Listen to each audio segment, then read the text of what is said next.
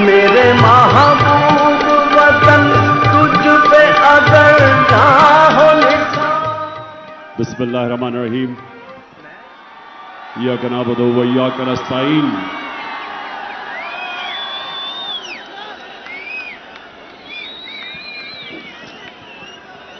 मेरे पाकिस्तानियों,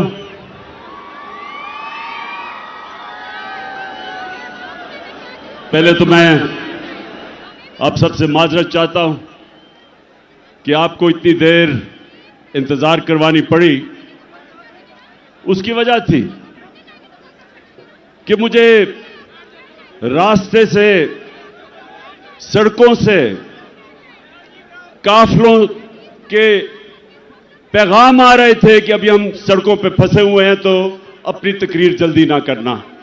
तो मैं आपसे इसलिए माजरत चाहता हूं कि अभी भी कई लोग सड़कों के ऊपर फंसे हुए हैं और दूर से आए हैं कई, तो उसके लिए मैं माजरत चाहता हूं कि हमें आपको इंतजार करवानी पड़ी।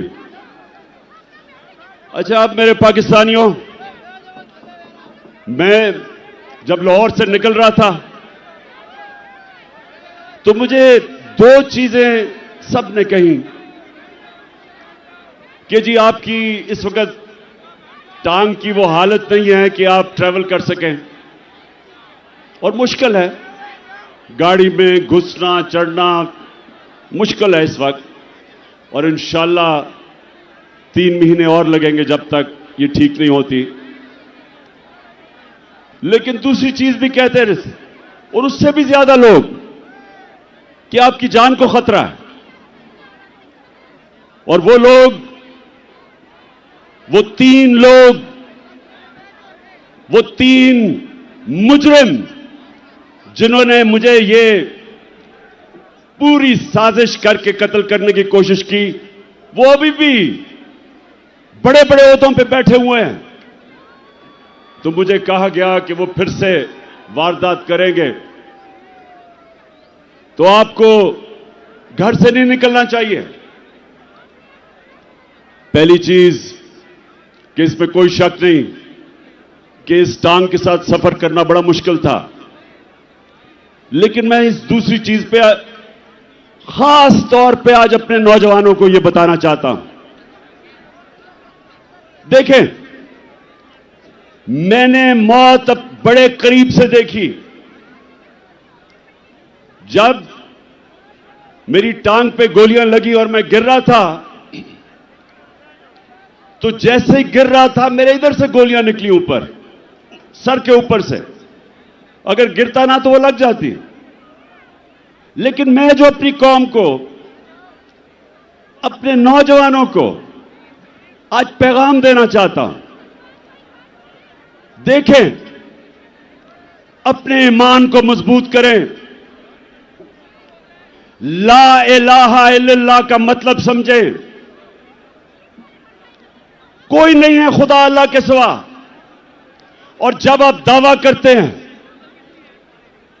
कि मैं अल्लाह तेरे अलावा किसी के सामने नहीं झुकूंगा,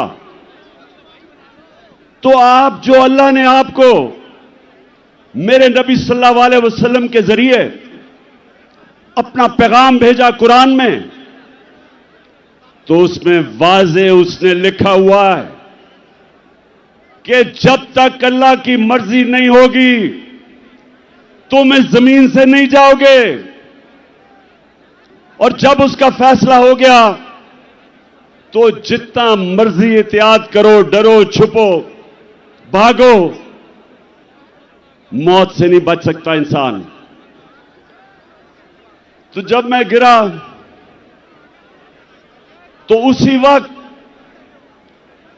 वक्त मुझे पता था कि अल्लाह ने मुझे बचाया। उस वक्त मुझे पता था कि अल्लाह का यह फैसला था कि मैंने नहीं अभी जाना। उसी वक्त अल्लाह का शुक्र किया मैंने। और यह अल्लाह का शान देखें कि 12 लोगों को गोलियां लगी, कंटेनर के ऊपर 12 लोगों को गोलियां लगी। ये फैसल को भी, मैं बल्कि इसको देख रहा था, इसके मुंह से खून गिर रहा था, गाल से। अहमद चट्टा जो मेरे साथ था, वो मेरे साथ गिरा हुआ था। ऊपर और लोगों को गोलियां लगी, लेकिन अल्लाह की शान देखो कि 12 में से एक भी अल्लाह को प्यारा नहीं हुआ, सब बच गए। एक गार्ड को 6 गोलियां लगी, सब गोलियां ऐसी थी कि वो बच गया। मेरा जो गार्ड जाहिद था, हमारा इमरान इस्माइल जो सिंध के गवर्नर थे, 4 गोलियां उसके कपड़ों में से निकली, बच गया। तो मैं आज सारी कौम को, मैं सिर्फ आपको एक बताना चाहता हूं कि अगर आपने जिंदगी सही माने में जिंदगी गुजारनी है, तो ये जो मौत का खौफ है, इससे अपने आप को आजाद करें। ये जो खौफ जो इंसान के ऊपर तारी होता है, बड़े इंसान को एक छोटा सा इंसान बना देता है। खौफ एक कौम को गुलाम बना देती है। ये जो मरने का डर है, मुसलमानों की तारीख में जो सबसे बड़ा सानिया हुआ, हजरत इमाम हुसैन का करबला में, तो कूफा के लोगों को पता था कि हजरत इमाम हुसैन राय हक पे खड़े हैं, लेकिन यजीद का खौफ था, उसके जुल्म का खौफ था, नहीं मदद करने के लिए आए। और मुसलमानों की तारीख का सबसे बड़ा ट्रेजेडी सानिया हुआ। और ये जो खौफ है, ये इंसानों को गुलाम बनाता है। जिल्लत का खौफ कि जी मुझे जलील कर देंगे।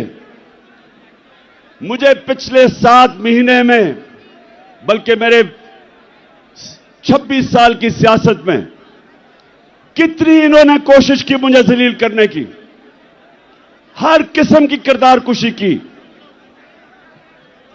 कोई मौका नहीं छोड़ा कि किसी तरह इमरान खान को हम जलील करें, क्योंकि यह हमें चोर कहता है। और आज आप सब सामने, मेरे सामने इस तादाद में पब्लिक, कितने वजीर आजम आए और गए, किसके लिए कौम निकली ऐसे जो आज आप मेरे लिए निकले हैं? इससे क्या साबित होता है कि इज्जत अल्लाह के हाथ में है, कोई आपको जलील नहीं कर सकता। और खास तौर पे तीसरी चीज जो रिस्क, कितने ताकत में बैठे हुए लोग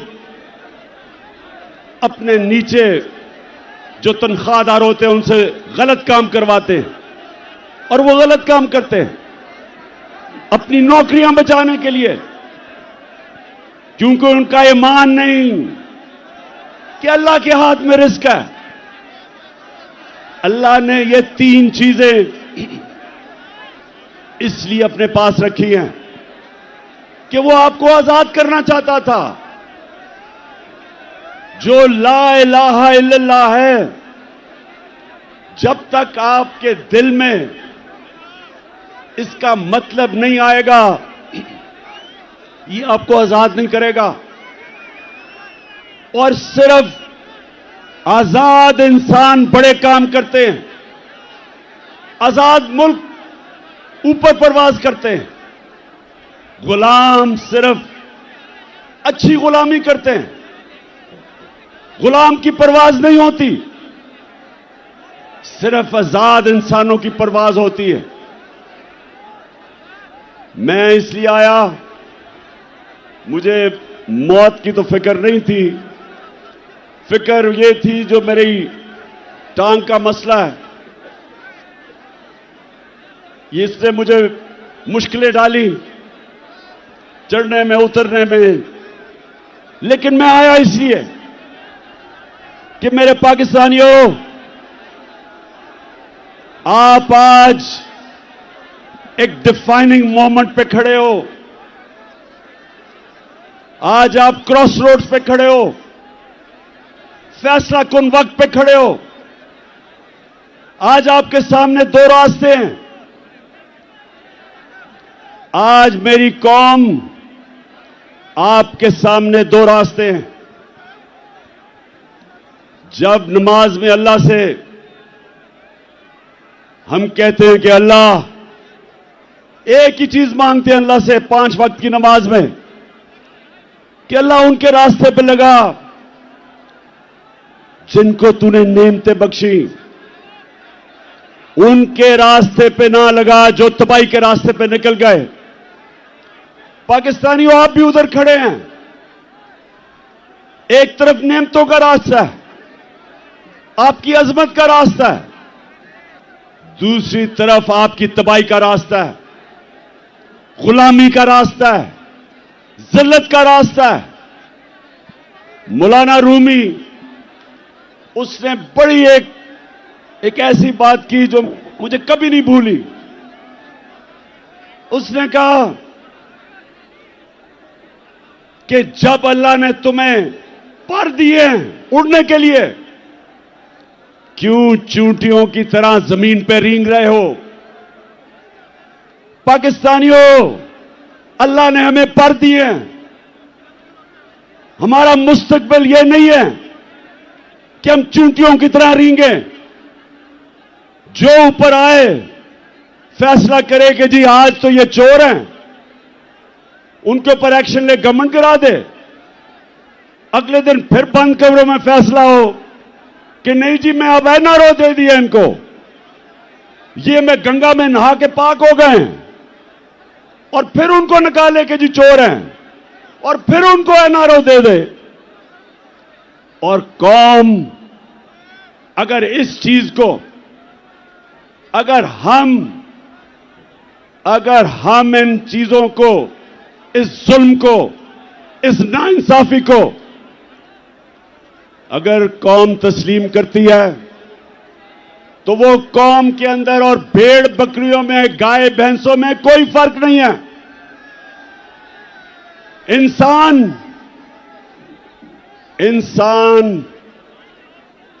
इंसाफ मांगता है। इंसानी माशरे में और जानवरों के माशरे में फर्क ही एक है। इंसानों के माशरे में इंसाफ होता है, जानवरों के माशरे में ताकतवर की हुक्मरानी होती है। पाकिस्तान अगर एक अजीम मुल्क नहीं बना तो उसकी एक वजह है कि हमारे मुल्क में कभी भी कानून की हुक्मरानी नहीं आई, ताकत की हुक्मरानी, जंगल का कानून रहा है। और ये याद रखें, कभी कोई माशरा तरक्की नहीं कर सकता जिस माशरे के अंदर इंसाफ नहीं होता। मेरे नबी सल्लल्लाहु अलैहि वसल्लम ने मदीना की रियासत में, और याद रखें अल्लाह का हुक्म है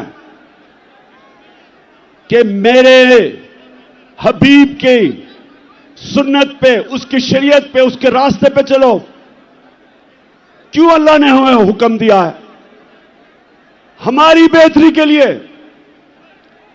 जब इल्लामा इकबाल, जब उसने पाकिस्तान का तस्वर किया, तो इल्लामा इकबाल ने सोचा था कि हम एक माशरा खड़ा करेंगे मदीना के रियासत के असूलों के ऊपर।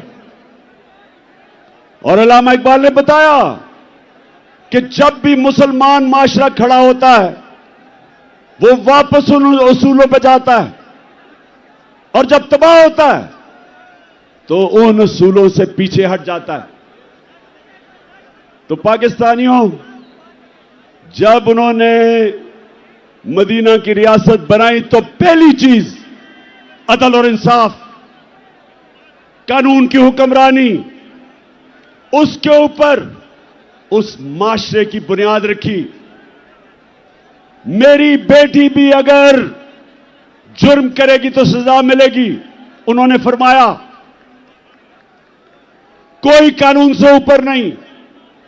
और फिर बताया कि तुम्हारे से पहले बड़ी कौमें तबाह हुई।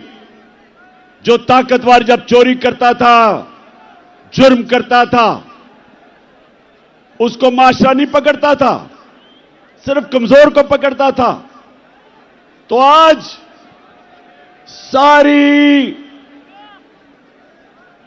सारी दुनिया में आप चले जाएं, सारे गरीब मुल्क देख लें। मुझे मौका मिला दुनिया में गरीब तरीन मुल्क देखने का और अमीर तरीन। फर्क एक है, गरीब मुल्कों के अंदर इंसाफ नहीं। वहां भी इस तरह के बड़े बड़े डाकू, जरदारी और शरीफ की तरह पैसा चोरी करके बाहर लेके जाते हैं और उनको निजाम नहीं पकड़ सकता। वहां भी सिर्फ छोटा चोर जेल में जाता है। सारे गरीब मुल्कों में देख लें और सारे खुशहाल मुल्कों में चले जाएं, यूरोप जाएं, स्विट्जरलैंड जाएं, स्कैंडिनेविया जाएं, बर्तानिया जाएं, पूछें जो बैरून मुल्क पाकिस्तानी उन मुल्कों में रहते हैं, उनसे पूछें क्यों वो आज तहरीक इंसाफ के साथ खड़े हैं, क्यों बैरून मुल्क पाकिस्तानी आज हमारे साथ खड़े हैं, क्यों उनको समझ है मैं क्या कह रहा हूं, क्योंकि उन मुल्कों के अंदर इंसाफ है। यहां से जाके वह पैसा बनाते हैं, वहां खुशहाली आती है, अपने बच्चों को अच्छे स्कूलों में पढ़ाते हैं। क्यों? क्योंकि उनके मुल्क में इंसाफ है, मेहनत का फल मिलता है, उनके हुकूक की तहफ़्फ़ुज़ है, उनकी अदालतें इंसानों के अंदर इंसाफ करती हैं, इसलिए वहां खुशहाली है। और गरीब मुल्कों के अंदर हर गरीब मुल्क अब चले जाएं, उनके बड़े बड़े वजीर आजम, उनके सदर मुल्क से पैसा चोरी करके बाहर ले जाते हैं। हर साल 1700 अरब रुपया गरीब मुल्कों का चोरी करके, उनके ही साहिब इख्तिदार चोरी करके अमीर मुल्कों में ऑफशोर अकाउंट्स में ले जाते हैं। गरीब होता जा रहा है, अमीर मुल्क अमीर होते जा रहे हैं। तो पाकिस्तान अगर आज इन हालात में है, इसकी ये वजह नहीं कि वसाइल की कमी है, इसकी वजह ये कि हमने शुरू से ही कानून की हुक्मरानी नहीं की। मार्शल लॉ आता था तो वो कानून तोड़ के आता था, ताकत की हुक्मरानी थी, वो कानून से ऊपर थे। लेकिन ये जो दो खानदान जिन्होंने 30 साल इस मुल्क पे हुकूमत की, इन्होंने भी कभी मुल्क के इदारों को मजबूत नहीं होने दिया। ये भी जब आते थे तो बजाय इदारों को मजबूत करते, कानून की हुक्मरानी लेके आते, इन्होंने भी आते साथ ही इदारों को कमजोर किया, क्योंकि करप्शन नहीं हो सकती थी जब तक इदारे कमजोर ना हो। और ये वजह है पाकिस्तानियों, नौजवानों जो तरसते हैं मुल्क से बाहर जाने के, नौकरियां ढूंढने के लिए, ये समझ जाएं कि बीमारी एक है, इंसाफ नहीं है। अब मुझे ये बताएं, आजम स्वाति ने बात की कि क्या मसला था हमारी हुकूमत को जो हटाया गया? क्या इमरान खान के ऊपर कोई करप्शन थी? जब भी इन दोनों की हुकूमतें हटाई गई तो करप्शन होती थी। हमें किस वजह से साजिश के तहत हटाया गया। कौन सी हम गलती कर रहे थे? पहले ये जो बैंकरप्ट दिवालिया निकाल के मुल्क का इन्होंने जब छोड़ा 2018 में, पाकिस्तान की तारीख का सबसे बड़ा बैरूनी खसारा $20 अरब। हमने मुल्क संभाला, बैरून मुल्क मैं गया, हमारे दोस्त ममालिक से पैसे लिए, शर्म आई मुझे। मैं ये भी आपको बता दूं कि मेरे 3.5 साल में सबसे ज्यादा शर्मिंदगी होती थी जब हमें जाके मुल्क के लिए पैसे मांगने पड़ते थे। शौकत खानम के लिए मैं 30 साल से पैसे इकट्ठे कर रहा हूं, नवल यूनिवर्सिटी के लिए, लेकिन मुझे शर्म नहीं आती थी क्योंकि मैं अपने लोगों से पैसे इकट्ठे कर रहा हूं अपने मुल्क की यूनिवर्सिटी या अस्पताल के लिए, लेकिन किसी और से अपने मुल्क के लिए पैसे मांगना यह मेरे लिए सबसे ज्यादा बायस शर्म थी। और इसलिए कि इन चोरों ने 4 गुना ज्यादा कर्जा चढ़ाया 10 सालों में, हम 8 से और 18 के बीच में। तो पहले हमने मुल्क संभाला, फिर कोरोना आ गया, दुनिया में तबाही मचाई उसने। एक सदी में एक इस तरह का बुरान आता है। हमने जिस तरह कोरोना को संभाला, मदद तो अल्लाह की थी, लेकिन जो हमने फैसले किए, हमने फैसला किया हम शट डाउन नहीं करेंगे।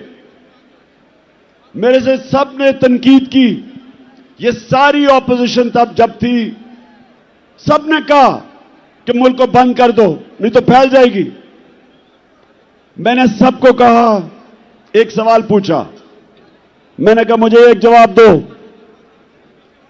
कि वो जो छाबड़ी वाला है, वो जो रिक्शा वाला है, वो जो टैक्सी चलाता है, वो जो दिन की दिहाड़ी ले करता है और घर आके अपने बच्चों का पेट पालता है, वो जो कच्ची वादियों में 7-7 लोग एक कमरे में हैं, उनको मैं क्या कहूंगा? उनका जब बंद कर दूंगा तो उनको वो खाना किधर से देंगे अपने बच्चों को? और यकीन करें, ये जो मेरी तनकीद कर रहे थे ऑपोजिशन वाले, कोई जवाब नहीं था। हमने लॉकडाउन ही लगाया, हमने अपनी बिजनेसेस बचाई, हमने इनको सस्ते कर्जे दिए, हमने एहसास प्रोग्राम जो दुनिया ने, वर्ल्ड बैंक ने कहा कि दुनिया का 4थे नंबर पर बेहतरीन प्रोग्राम था जिसने निचले तबके को बचाया, हमने अपने मुल्क को कोरोना से निकाला। फिर जो भी आजम बता रहा था, हमने रिकॉर्ड एक्सपोर्ट्स की। आखिरी साल हमारा टैक्स करेक्शन रिकॉर्ड, 17 साल के बाद सबसे ज्यादा इंडस्ट्री हमारी ऊपर गई, 10.5%। 17 साल के बाद हमारी ग्रोथ रेट 6%, तीसरे साल 5.7।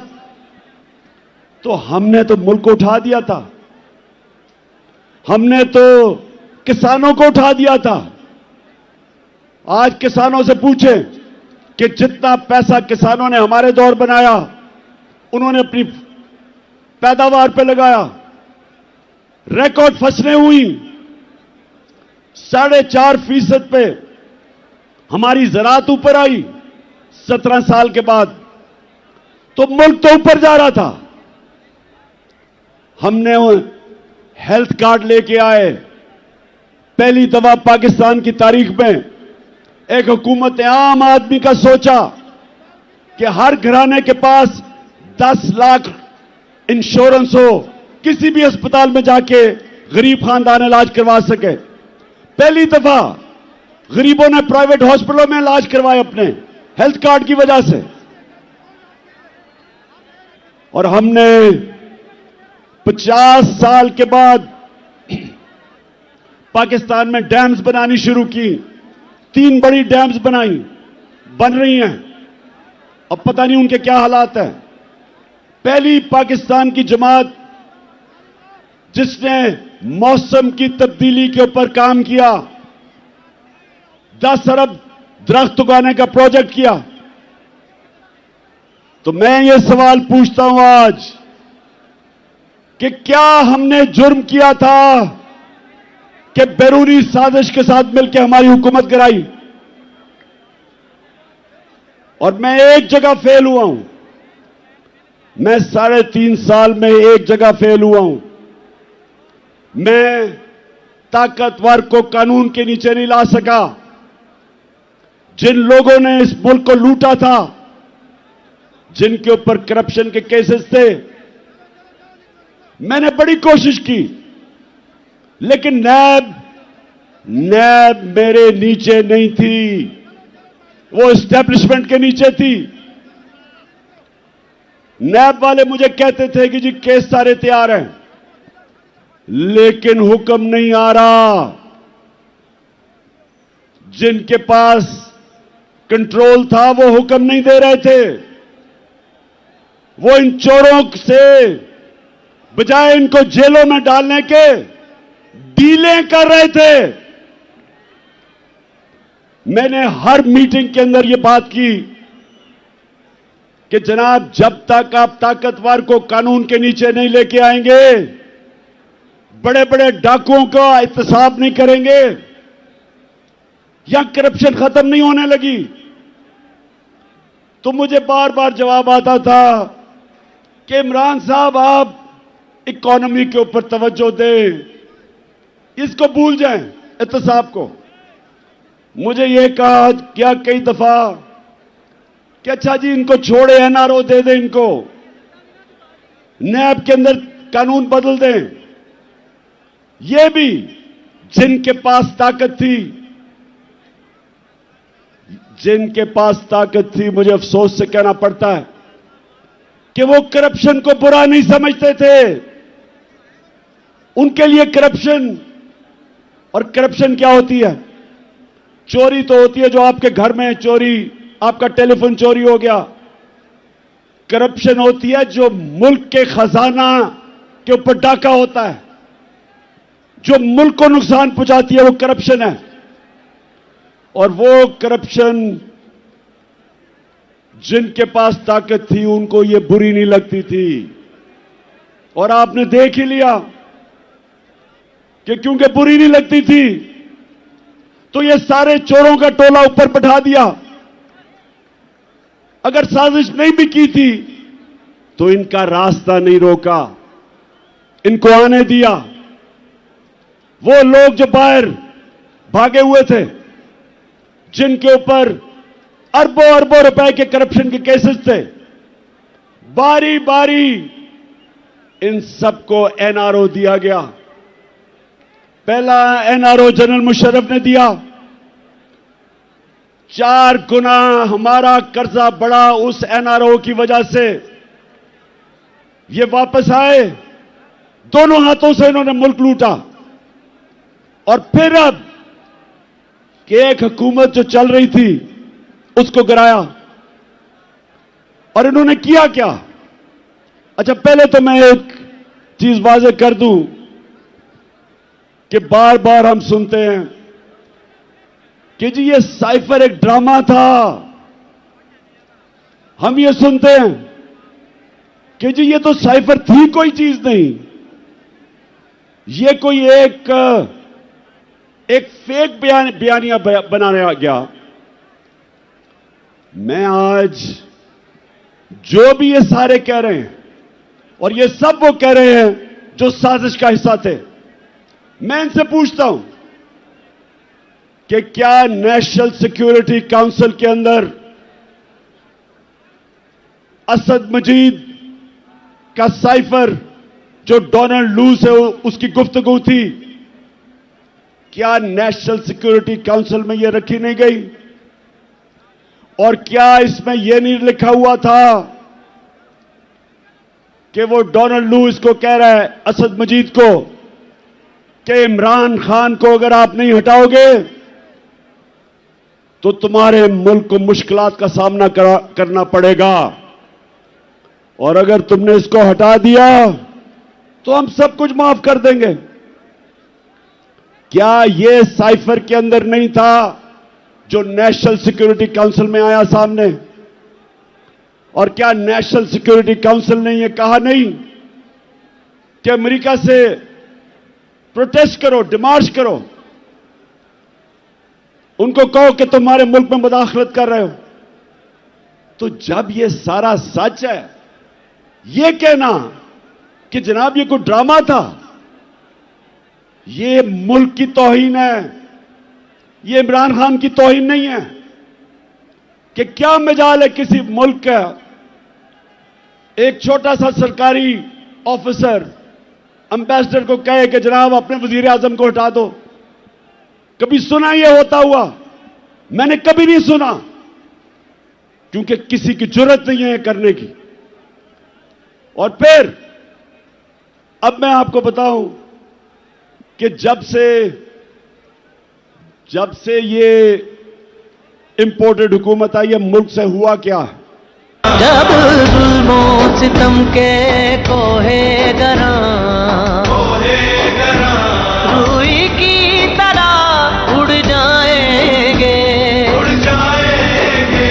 हम महकूमों के पांव तले। ये धरती धड़ धड़ धड़केगी और अहले हुक्म के रुख पे जब बिजली कड़कड़ कड़केगी हम देखेंगे लाजिम है कि हम भी देखेंगे। अच्छा जी, अब जरा ये थोड़ा सा आपके सामने मैं अदाद और शुमार लेके आ रहा हूं कि किधर पाकिस्तान था मार्च में जब अदम एतमाद की इन्होंने टेबल किया असेंबली में, और किधर आज है। 7 महीने में जो पाकिस्तान हुआ, जो इससे हुआ, वो मैं आपके सामने रखता हूं। फिर से मैं आपको बता दूं कि 5.7 2021 में पाकिस्तान बढ़ा था आगे, और 6% 22 में बढ़ा था। 17 साल के बाद ये पाकिस्तान सबसे तेजी से हमारी इकॉनमी आगे बढ़ रही थी। हमारा जो ज़राअत थे 4.4%, वो भी 17 साल में सबसे ज्यादा। इंडस्ट्री 10.7% और लार्ज स्केल मैन्युफैक्चरिंग 7.2, ये भी 17 साल में सबसे ज्यादा। हमारी एक्सपोर्ट्स 32 अरब रिकॉर्ड, रिमिटेंसेस 31 अरब रिकॉर्ड। हमारे टैक्स 6,1500 अरब रुपया ऑल टाइम रिकॉर्ड। और जो महंगाई थी हमारे दौर पे, जिसको कहते हैं कंज्यूमर प्राइस इंडेक्स सीपीआई, वो 12.2 था। और सेंसिटिव प्राइस इंडेक्स जो महंगाई थी वो 14% थी। अब जब से ये आए हैं, इनकी एसपीआई हमारे दौर में थी 14%, इनके दौर में गई है 45%। 50 साल में सबसे ज्यादा महंगाई 7 महीने में हुई है। और जो सीपीआई है वो 27%, हमारे दौर में 12% थी। और फिर पेट्रोल, आटा, घी, दाल, बिजली, सबकी 100% कीमत बढ़ चुकी है। महंगाई जो आज आम आदमी को सबसे ज्यादा तकलीफ दे रही है, वो सबसे ज्यादा 50 साल में इनके दौर में बढ़ी है। रुपया 178 रुपया था डॉलर जब अदम एतमाद हुआ, आज 240 रुपए। आज ये जरा सुनते जाएं कि जिन्होंने ये मुल्क में ये चोरों को लेके आए, इन्होंने किया क्या है पाकिस्तान से। मैं सिर्फ इसलिए कह रहा हूं कि ये तारीख याद रखे कि ये जो हुआ है हमारे मुल्क से, इन्होंने जो ज़राअत तेजी से बढ़ रही थी, ज़राअत के अंदर गन्ना 9% कम, चावल 40% कम हुए हैं, कपास 25% कम, और इस वक्त जो हमारी बेरोजगारी है वो 22.5% बढ़ चुकी है। फिर जो सबसे खौफनाक चीज कि आज जो बाहर की दुनिया है उसके मुताबिक पाकिस्तान अपने कर्जे क्या वापस कर सकता है, उसकी रिस्क क्या है, आज 100% से ज्यादा बढ़ गई है। जब हम गए थे तो 5% थी। तो आज बैरूनी दुनिया ने, मार्केट्स ने पाकिस्तान के ऊपर अदम एतमाद किया। 88% पाकिस्तान के जो इन्वेस्टर हैं वो समझते हैं कि हुकूमत के ऊपर उनको कोई एतमाद नहीं। तो मैं फिर से पूछता हूं कि माइशत नीचे, हमारी जमहूरियत ऑपोजिशन ही खत्म हो गई। जो हमारा लोटा था वो ऑपोजिशन लीडर बन गया, वो नून के टिकट पे लड़ेगा तो असेंबली भी खत्म। हमारे मुल्क के अंदर जो इदारे हैं, FIA के ऊपर इन्होंने अपना आदमी बिठा के सारे केसेस माफ करवा लिए और उनके ऊपर जुल्म किया, जो कि जिन्होंने इन्वेस्टिगेशन की थी। तो अब कब FIA खड़ी होगी किसी ताकतवर के सामने? नैब में अपना आदमी बिठाया, अपने केसेस माफ। इदारे जो मुल्क की बुनियाद होते हैं वो कमजोर। सबसे ज्यादा जुल्म किया मुल्क की अखलाकियात पे और रूल ऑफ लॉ पे कि इन्होंने आते साथ ही अपने सारे केसेस माफ करवाने शुरू कर दिए। तो मुल्क में क्या पैगाम दिया कि जो जेलों में लोग भरे हुए हैं उनकी सिर्फ जुर्म यह है कि वो गरीब हैं। ताकतवर सारे बड़े बड़े डाकू बचते जा रहे हैं। मुझे यह बताएं कि उस मुल्क का अब क्या मुस्तकबिल होगा। मैंने जो आज आपको सबको यहां बुलाया, मेरा मकसद आपको यह समझाना है कि हम दो रास्ते पे खड़े हो गए हैं। हम अगर अब चुप करके इस जुल्म और नाइंसाफी को तस्लीम करेंगे, आगे तबाही है। क्योंकि मेरे नबी सल्लल्लाहु अलैहि वसल्लम ने पहले कह दिया था कि जब ताकतवर को एक मुल्क का निजाम, इंसाफ का निजाम नहीं पकड़ता और सिर्फ कमजोरों को पकड़ता, तबाह हो जाता है वो मुल्क। तो तबाही के सामने ये देखें कि रूल ऑफ लॉ तो आज खत्म हो गया ना पाकिस्तान में, और फिर जो अखलाकियात का कत्ल हुआ, अमर बिल मारूफ, हुक्म है अल्लाह का कि अच्छाई के साथ खड़े और बुराई के खिलाफ, तो आज अमर बिल मारूफ तो इन्होंने खत्म कर दिया, बुरों को ऊपर आके बैठा दिया। तो मैंने आपके सामने सिर्फ ये चीजें इसलिए रखी कि आपको सबको अंदाजा हो कि एक हुकूमत जो चल रही थी, जिधर उम्मीद थी लोगों को, नौजवानों को, उस हुकूमत को हटा के इन चोरों के टोलों को ऊपर बैठा दिया। और उसके बाद इन्होंने क्या किया? इन्होंने हमारे ऊपर जिस तरह का जुल्म किया, 25 मई को हमारे सारे इंसानी हकूक, फंडामेंटल राइट्स, उसकी खिलाफ वर्जी की। लोगों के घरों में घुस घुस के ना औरतें देखी, ना बच्चे देखे, ना चादर, ना चार दीवारी, घुस के लोगों के घरों पे उठाया, मारा, धमकियां दी, कई जेल में 11 साल के बच्चे को पकड़ के जेल में ले गए। और मैं अभी मिला मेजर साहब से, मेजर साजिद बुखारी को भी मुझे वो और उनका बेटा मिलने आया। कहता हमारे घर में 3 बजे एकदम बाहर से दरवाजा तोड़ने की कोशिश हुई और कहता अंदर आने हमें धमकियां दी और अंदर कहते दरवाजा खोलो।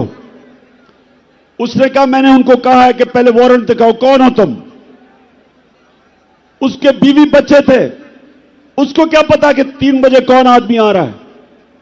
उसे क्या पता वो कौन था? और उसने अपने सेल्फ डिफेंस में जब फायर किया तो कहता इन्होंने मुझे और मेरे बेटे पे जो पुलिस में तशद्दुद किया, वो बेटा जिसका कसूर ही नहीं था, कहता मैंने तस्लीम किया कि मैंने गोली मारी है। उसके बावजूद 5 महीने मेरे बेटे को इन्होंने जेल में जो तशद्दुद किया, उससे जो जुल्म किया, वो कहता बेटा मुझे कहता मैं हमेशा के लिए बदल गया हूं। हमारी 70 साला पीटीआई की खातून उसको रात के 3 बजे उठा के जेल में ले गए। मैं सवाल पूछता हूं, जिनकी जिम्मेदारी है हमारे फंडामेंटल राइट्स की हिफाजत करना, सोए हुए थे, किसी ने कुछ नहीं किया। उसके बाद जो मजीद और जुल्म हुआ, जब एक खास आदमी इस्लामाबाद आया जिसको मैं डर्टी हैरी कहता हूं, उसने जो जुल्म शुरू किया, उसके दौर में जो जुल्म हुआ, सहाफियों को धमकियां, उनको मार रहे हैं, एयाज अमीर जैसे दानश्वर को, समी इब्राहिम, इमरान रियाज मुल्क से बाहर चला गया, साबिर शाकर, मोहित पीरजादा, और फिर जो अरशद शरीफ से किया, ये कभी पाकिस्तान में हमने ऐसा नहीं देखा। जुल्म किया, डराया धमकाया। कसूर उनका क्या था कि वो इमरान खान का मौकफ मीडिया के ऊपर लेके आ रहे थे। खौफ फैलाया गया कि और कोई ना कुछ करे, बाकी लोग डरे। मीडिया हाउसेस बंद किए, उनको धमकियां दी। सोशल मीडिया के बच्चों को पकड़ा, उनको घर से उठा के ले जाते थे, मार फेंटा लगा के घर वापस ले आए। नदीम गुजरांवाला से मुझे नौजवान मिला, कहता मुझे घर से उठा के ले गए, मुझे नंगा किया, तशद्दुद किया और कहा कि अगर तुमने आगे से कोई भी इमरान खान के लिए तुमने कोई सोशल मीडिया पे लिखा तो तुम्हें मिसिंग पर्सन कर देंगे। और फिर जो इन्होंने शहबाज गिल को पकड़ के मारा, नंगा किया, तशद्दुद किया, आजम स्वाति ने खुद अपनी दास्तान बताई जो उन्होंने उससे किया। और अरशद शरीफ का कि सबको पता है कि अरशद शरीफ क्यों मुल्क छोड़ के गया था, कौन धमकियां दे रहा था, और फिर उसे कत्ल करवाया, शहीद किया उसे। और मैं अपनी तो बात नहीं करता, मुझे वो मुजम्मल लड़का याद है जो उस शूटर के पीछे गया था 3 बच्चों के साथ, वो वजीराबाद के जलसे में आया था, उसको जिस तरह कत्ल किया, उसको उस शूटर ने नहीं गोली मारी। मैं अब सबके सामने मौजम शहीद, उसको उसने गोली नहीं मारी। अब जो तफ्तीश हो रही है, उसको गोली और तरफ से आई, और वो जो उसको गोली मार रहे थे वो असल में वो शूटर के लिए थी। 3 बंदूक वाले थे वहां, एक वो जिसने हमारे पे फायर किए, एक वो जिसने सामने से गोलियां चलाई जो हमारे ऊपर से निकल गई, और एक ये जिसने इसको कत्ल करना था, जिस तरह लियाकत अली खान को जिसने कत्ल किया था उसको वही मारा गया ताकि वो बोले ना, तो रास्ते में बेचारा मौजम आ गया। और मैं आज अभी आपके सामने ये 2 वीडियो चलाना चाहता हूं। मैं चाहता हूं ये जरा गौर से देखें, क्योंकि मुझे पता था, मैं अब जो अपनी बात कर रहा हूं, मुझे पता था ये 3 लोगों ने प्रोग्राम बनाया मुझे मारने का। मुझे पता था, मुझे अंदर से खबरें आई, एजेंसीज के अंदर से, कि पहले ये प्रोपेगेंडा करेंगे कि इमरान ने तौहीन मजहब की, और उसके बाद ये कहेंगे जी दीनी इंतहा पसंद ने इसे कत्ल कर दिया। ये 2 आप वीडियो देखें। ये आज से 2 महीने पहले मैंने ये क्या कहा था, ये देखें। किया मुझे मरवाने का, वो इसके पीछे हैं। इन्होंने फैसला किया कि जी कहेंगे तौहीन मजहब किया, और उसके बाद अगर मुझे किसी ने कत्ल किया तो कहेंगे जी कोई मजहबी जुनूनी ने कर दिया क्योंकि इसने तौहीन मजहब किया। कोई ये कान खोल के सुन लो, मैंने अपनी सारी कौम एक टेप बना के रखी हुई है। जिस वक्त मुझे कुछ हुआ वो टेप आ जाएगी, रिलीज होगी, और वो 4 लोगों के नाम सारी कौम के सामने आएंगे जिन्होंने बंद कमरों में ये फैसला किया और दूसरी कोशिश कर रहे हैं। पहले से इनका प्लान बना हुआ है, मैं आप सबको पहले भी बता चुका हूं। 4 लोगों ने बंद कमरे में फैसला किया मुझे मरवाने का, और वो लोग अभी भी उस साजिश पर लगे हुए हैं। उन्होंने दोनों मरियम जो झूठ बोलने की पीएचडी दोनों के पास है, इनको और जावेद लतीफ को, इन्होंने इनसे प्रेस कॉन्फ्रेंस करवाई, और प्रेस कॉन्फ्रेंस करवाई ऐसी कि इमरान खान खुदा ना खास्ता उसने मजहब की तौहीन की है।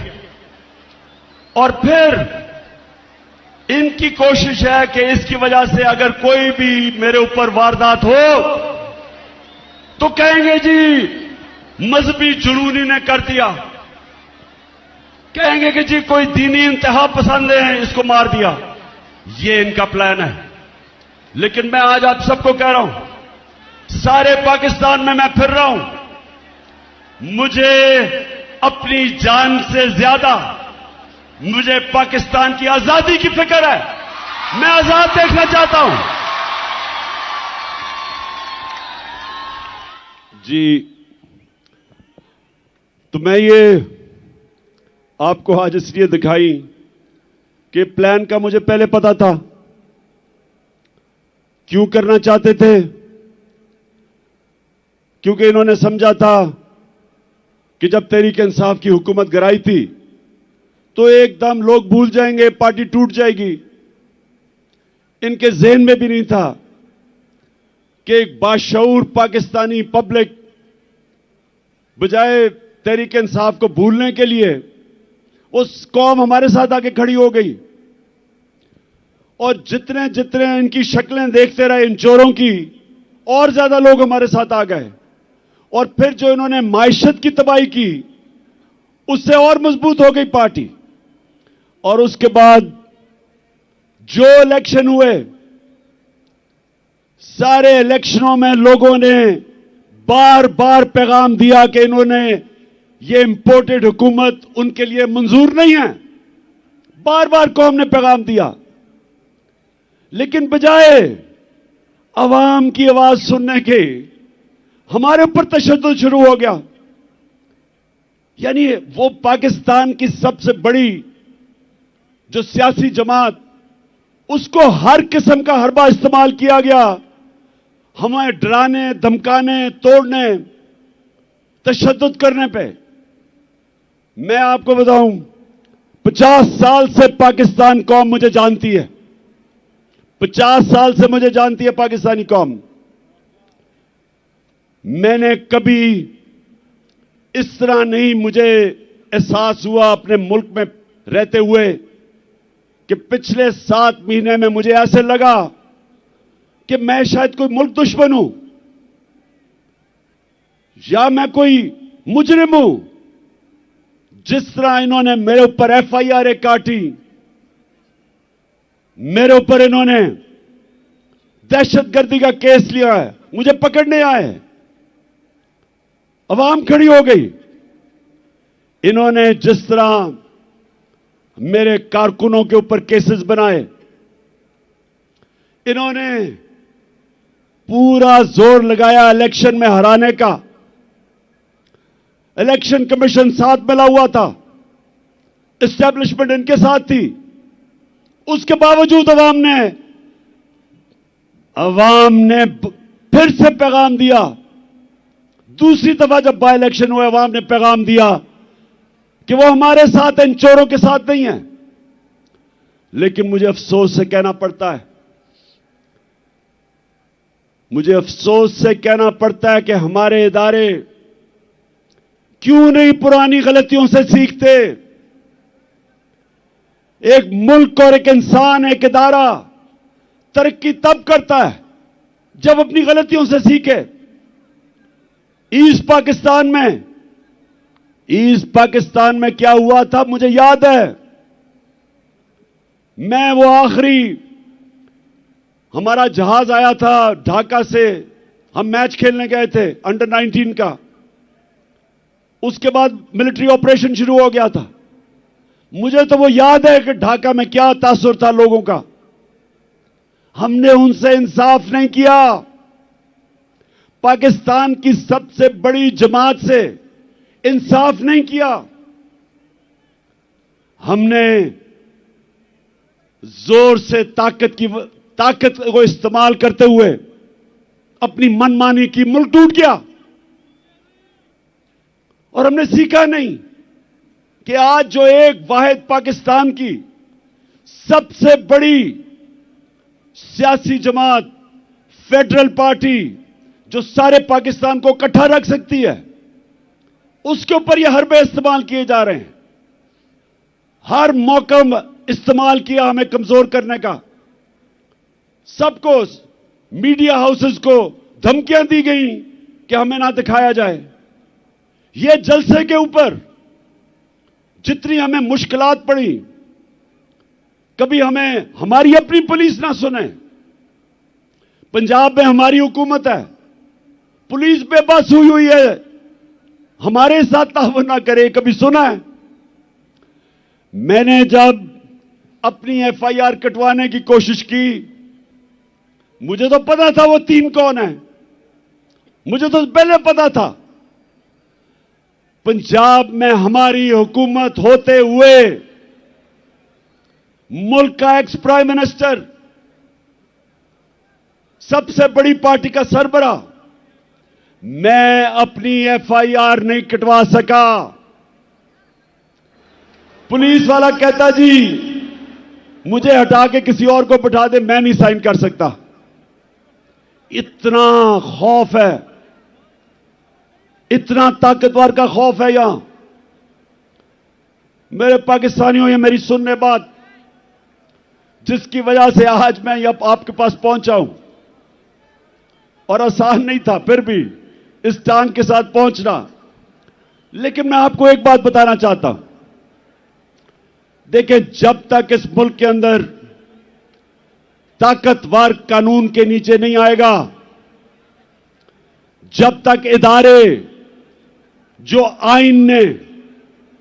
आईन ने उनको लिमिट्स दी हुई हैं, दायरा दिया हुआ है, उस दायरे के अंदर रह के काम नहीं करेंगे, जब तक इदारे अपनी जिम्मेदारियां नहीं पूरी करेंगे, और मैं सब इदारों की बात कर रहा हूं, मैं अपनी अदलिया की बात कर रहा हूं, मैं अपनी मिलिट्री एस्टेब्लिशमेंट की बात कर रहा हूं, जो आपकी ये आज तनकीद नहीं कर रहा वो मुल्क का दुश्मन है। मेरा पाकिस्तान है और मेरी फौज है। मैं चाहता हूं कि मेरे मुल्क की एक मजबूत डिफेंस हो। मैं गुलामी बार बार कहता हूं कि गुलामी से बेहतर मौत है। और अगर आपकी फौज मजबूत नहीं होगी, आपकी अगर फौज मजबूत नहीं होगी, तो मुसलमान दुनिया में देख लें क्या हालात है मुसलमान मुल्कों के आज। हमें तो फख्र है कि सारे मुसलमान मुल्कों में हमारी सबसे ताकतवर फौज है। तो जब मैं तनकीद करता हूं अपने इदारों की, अपनी अदलिया की, मैं वो पाकिस्तानी हूं जिसका जीना मरना पाकिस्तान में है। मैंने वो नहीं हूं जो अपने कारोबार और हुकूमत का सीजन लगाने के लिए पाकिस्तान आ जाते हैं, या पैसा पूसा लूट के फिर बाहर भाग जाते हैं। सारा टब्बर बाहर बैठा हुआ है, अरबों अरबों रुपए की प्रॉपर्टीज में बैठा हुआ है। जब इनको मुश्किलें पड़ियां बाहर भाग जाते हैं। यह गैर मुल्की कब्जा ग्रुप है, यह सियासतदान नहीं है। मेरा जीना मरना इस मुल्क में है। मैं वो पाकिस्तानी हूं जो 20 साल बाहर रहा, क्रिकेट खेलने की वजह से बाहर अपना वक्त गुजारा। मेरा एक दफा कभी नहीं सोचा कि मेरा कोई घर है पाकिस्तान के अलावा। कभी मैंने तस्वीर नहीं किया था कि मैं कोई और पासपोर्ट ले लूं, क्योंकि मुझे हमेशा पता था कि यह मुल्क है जिधर मैं खुददारी से पढ़ सकता हूं। और मैं ये चाहता हूं कि यह मुल्क हकीकी तौर पे आजाद हो, ताकि अपने ये मुकाम पे पहुंचे। मैं अपने आखिरी खून के तप्पे कतरे तक इस मुल्क के लिए लड़ूंगा। पहुंचा फिर से तू अड़ जा, फिर से तू डट जा, फिर से वो बल्ला घुमा।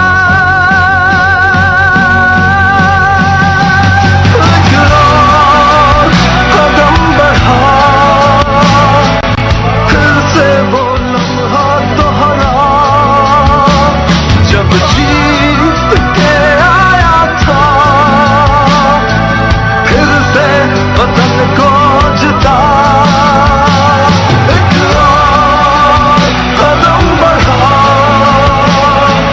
फिर से वो लम्हा दोहरा, जब जीत के आया था,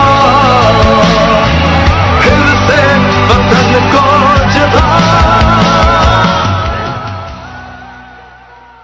इंशाअल्लाह जब मुस्तकबिल में इंशाअल्लाह इस मुल्क की तारीख इस चीज की गवाही देगी कि इमरान खान अपने मुल्क के लिए आखिरी गेंद तक लड़ता रहा, आखिरी गेंद तक, आखिरी वक्त तक अपने मुल्क के लिए खड़ा रहा था। और मैं ये भी कहना चाहता हूं कि वो लोग,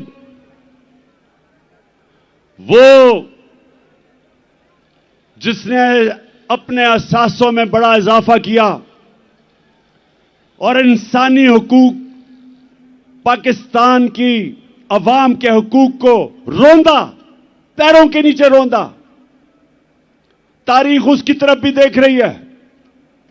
तारीख लिख रही है कि उसने मुल्क से क्या किया, क्या उसने इस मुल्क का फायदा कराया, नुकसान कराया, यह सारा तारीख लिख रही है। और मेरे पाकिस्तानियों, मैं फिर से आपको आखिर में अपनी बात अभी खत्म करने लगा हूं कि करना क्या आगे। मैं फिर से आखिर में एक चीज आपको कहना चाहता हूं कि गुलाम कौम का कोई मुस्तकबिल नहीं है, और आजादी कोई प्लेट में रख के नहीं देता। आजादी के लिए लड़ना पड़ता है। जंजीरें गिर नहीं जाती, तोड़नी पड़ती हैं। आजादी कोई देता नहीं, छीननी पड़ती है। मैं अपनी कौम को आज कहता हूं कि आजाद आप कब होंगे? जब एक आम आदमी देहात में उसको ये थाना कचहरी पटवारी इस मुसीबतों से वो निकले, जिस मुल्क के जब इंसाफ होगा तो थाना कचहरी पटवारी की सियासत खत्म हो जाएगी। जब इंसाफ होगा तो कब्जा ग्रुप खत्म हो जाएंगे। क्यों नहीं यूरोप में कब्जा ग्रुप, क्यों नहीं बर्तानिया में कब्जा ग्रुप, क्यों नहीं अमेरिका में? क्योंकि वहां कानून है। कानून कमजोर की हिफाजत करता है। यहां कमजोर को तो छोड़ो, मुल्क का जो वजीर आजम रह चुका वो एफआईआर नहीं कटवा सका, तो बेचारे आम आदमी की क्या हैसियत है जो आजम पार्टी से हुआ है? मुल्क का सेनेटर 74 साल का आदमी, और क्या उसका जुर्म था कि जी उसने एक ट्वीट कर दी। पता नहीं कौन इस मुल्क का फिरौन था कि जुर्रत हुई कि जी ट्वीट कर दी, उसको नंगा करके तशद्दुद किया। किसी मुहज़्ज़ब माशरे में मेरे पाकिस्तानियों ये नहीं होता, क्योंकि हुकूक होते हैं, इंसाफ होता है। हजरत उमर के दौर में एक शहजादा मुसलमान होता है, खाना काबा का तवाफ हो रहा होता है, एक गुलाम का पैर शहजादे के कपड़े पे आ जाता है। शहजादा जोर से मारता है उस गुलाम को कि तुम्हारी जुर्रत। वो गुलाम चला जाता है हजरत उमर के पास। हजरत उमर उस शहजादे को बुलाते हैं, कहते तुमने इसको मारा था? शहजादा कहता हां जी। हजरत उमर गुलाम को कहते हैं वापस इसको लगाओ एक मुंह पे, क्योंकि सबकी इज्जत एक बराबर है। गुलाम और शहजादे की एक इज्जत है। आज मगरिब में जाएं, बर्तानिया में जाएं, आपको पता चलेगा कि जो मदीना के रियासत के असूलों के ऊपर दुनिया की अजीम रियासत खड़ी की थी मेरे नबी सल्लल्लाहु अलैहि वसल्लम ने, उन असूलों के ऊपर आज मगरिब में लोग चल रहे हैं। उधर है इंसाफ, और इंसाफ की वजह से खुशहाली है, और इंसाफ की वजह से आजाद हैं लोग। हर आदमी को पता है कि मेरे पर कोई जुल्म नहीं कर सकता। आप सिंध चले जाएं, जो सिंध के अंदर बेचारे गरीबों पे, हारियों पे, कमजोरों पे जो जुल्म है, मैंने दुनिया में नहीं कहीं देखा। ये जो जरदारी माफिया, झूठे केसेस, गुंडे, मार पड़वाओ, जमीनों पे कब्जे करो, बेचारे लोग बेबस हैं। और हमारे मुल्क में हर तबका जब कमजोर ताकतवर के सामने खड़ा होता है बेबस है। इसलिए मेरी हकीकी आजादी की तहरीक चलती जाएगी जब तक हम अपने लोगों को आजाद नहीं करते। ये चलती जाएगी। और अब मैं आता हूं कि आज जो मैंने आप सबको बुलाया, हम ये चाह रहे थे, एक तो हमारी आजादी, हकीकी आजादी की तहरीक चलती रहेगी। आज मैंने आप सबको यहां बुलाया था, ये जो मार्च हम करके आ रहे थे, हमने इस इंपोर्टेड हुकूमत को कहना था कि इलेक्शन करवाओ। एक पुरअमन एहतजाज आइन और कानून में रहते हुए हमने इनसे इलेक्शन मांगने थे, क्योंकि सारी कौम चाहती है इलेक्शन। गैलप की सर्वे आई है कि 75% पाकिस्तानी इलेक्शन चाहते हैं। और जिस तरह हमारी मायशत तेजी से गिर रही है, सिवाय इलेक्शन करवा के एक स्टेबल गवर्नमेंट आए, जब तक सियासी इस्तेकाम नहीं आएगा, तो माशी इस्तेकाम तो आने ही नहीं लगा।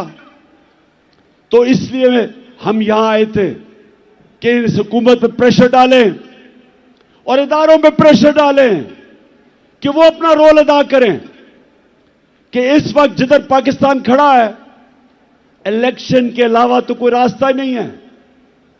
और इनको भी पता है, ये जो चोरों का टोला ऊपर बैठा है, इनको पता है कि इलेक्शन के अलावा ये अब मुल्क मजीद दलदल में फंसता जा रहा है।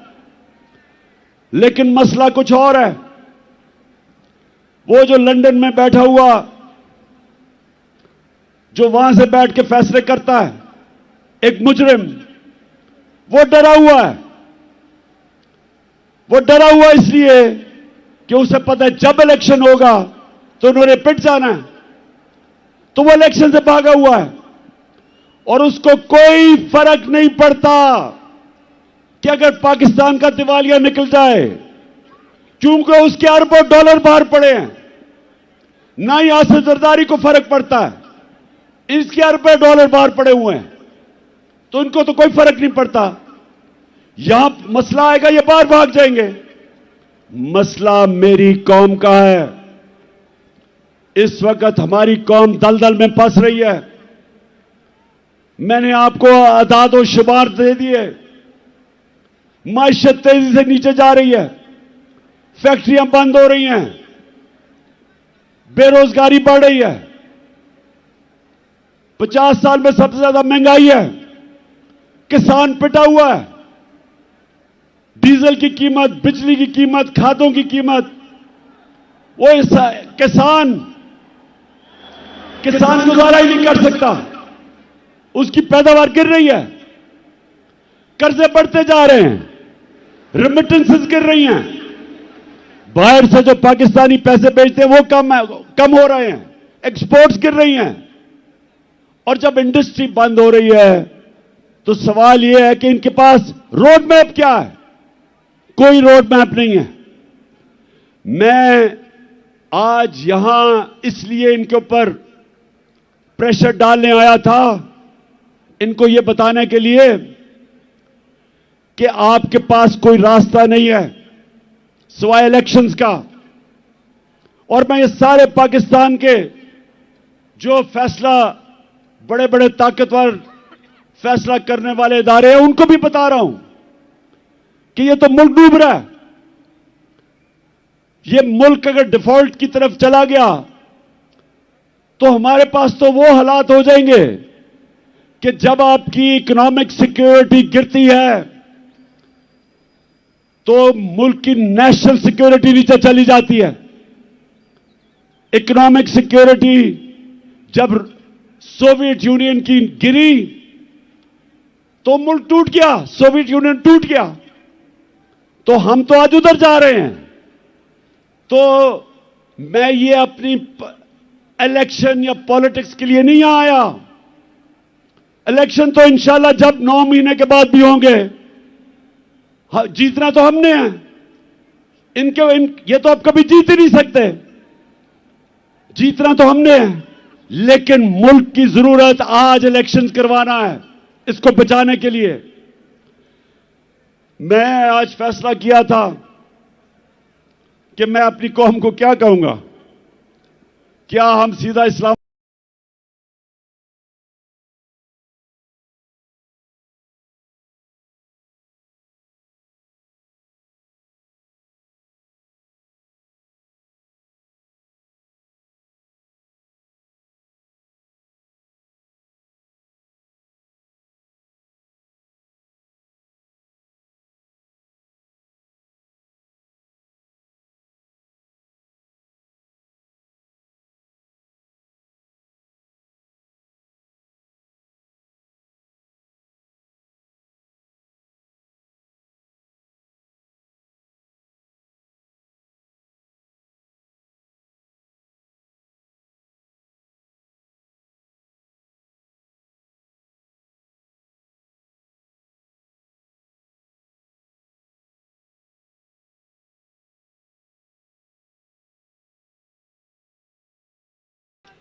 इस्लामाबाद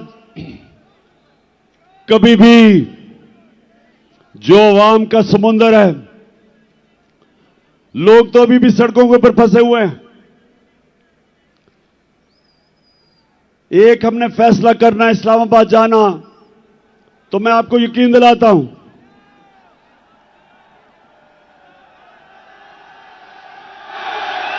कि ना ये बर्दाश्त कर सकते हैं। जितनी भी पुलिस आप जमा कर लें, जब लाखों लोग इस्लामाबाद में जाएंगे, कोई नहीं रोक सकता उनको। लेकिन मेरे पाकिस्तानियों, मेरी जितनी भी 26 साल की सियासत है, वो मैंने आइन और कानून के बीच में की है। मेरे लिए इन 7 महीने में बड़ा आसान था कि हम वो श्रीलंका वाला हालात पैदा कर देते। हमने 65 जलसे किए, कभी पाकिस्तान के जलसे में इतने लोग नहीं आए, लेकिन पब्लिक आती थी और पुरअमन तरीके से ये बताते हुए कि हम इन चोरों को कबूल नहीं करेंगे, फिर पुरअमन तरीके से वापस चली जाती थी। मेरी पूरी कोशिश रही कि मैं किसी किस्म का इंतशार अपने मुल्क में ना पैदा करूं, क्योंकि वैसे ही माशी हालात बुरे हैं। अगर यहां तोड़ फोड़ शुरू हो गई, सबके हाथ से गेम निकल जाएगी। 25 मई को जब इन्होंने हमारे ऊपर तशद्दुद किया और जब 26 की सुबह मैं इस्लामाबाद पहुंचा, तो मुझे पता था कि अगले दिन इंतशार होगा। मैंने सिर्फ इसलिए अपनी मार्च कैंसिल की कि मुझे पता था कि अगर हम इस्लामाबाद धरने देने का फैसला कर लें तो अगले दिन तबाही होनी थी, खून होना था। इसलिए मैंने वो मार्च कैंसिल की। आज मैं इसलिए फैसला कर रहा हूं कि वहां नहीं जाना, क्योंकि मुझे पता है तबाही मचेगी, नुकसान मेरे मुल्क को होगा। लेकिन जो मैंने फैसला किया अब ये कि हमने अब इस निजाम का हिस्सा नहीं रहना। मैं अपनी सारी चीफ मिनिस्टर्स, अपनी पार्लियामेंट्री पार्टी से अब मिलूंगा और हमने फैसला किया है कि हम सारी असेंबलियों से निकलने लगे हैं।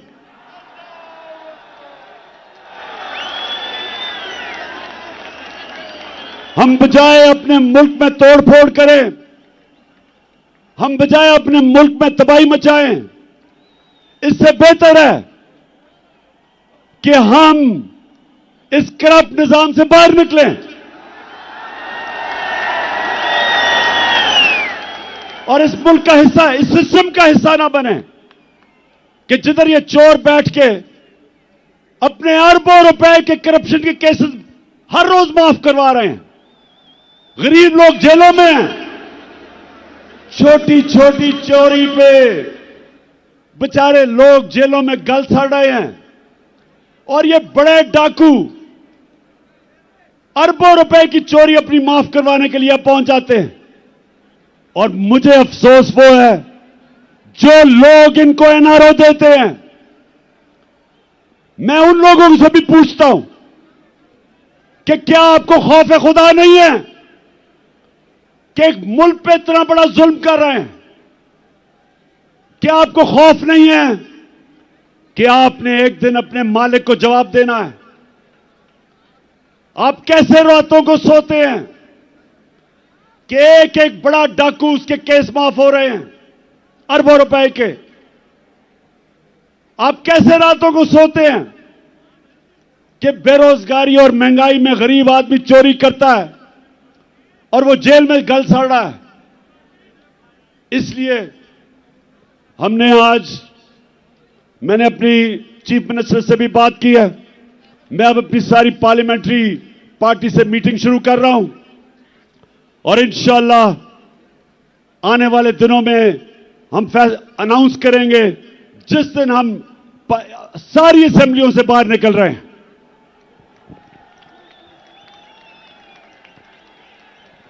आखिर में मैं आप सबका शुक्रिया अदा करता हूं, जिस तादाद में आप यहां आए, जितनी मुश्किलों से आप आए, मैं आपका शुक्रिया अदा करता हूं। आपने मेरी हौसला अफजाई की, आपका शुक्रिया अदा करता हूं।